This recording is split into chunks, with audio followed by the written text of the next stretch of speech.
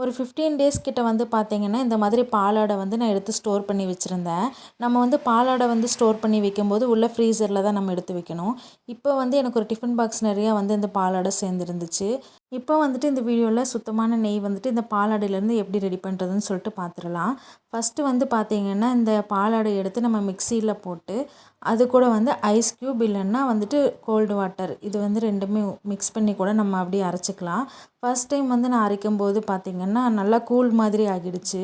So கூழ் மாதிரி ஆன உடனே பார்த்திங்கன்னா மனசே விட்டுருச்சு, ஐயோ நம்ம சொதப்பிட்டோம் போல் அப்படின்னு நினச்சிட்டேன். ஆனால் அதுக்கப்புறம் தான் தெரிஞ்சது, நம்ம எந்த அளவுக்கு வந்து அரைக்கிறோமோ அந்த அளவுக்கு வந்துட்டு பட்டர் வந்து நல்லா திரண்டு வரும் அப்படின்னு சொல்லிட்டு தெரிஞ்சது.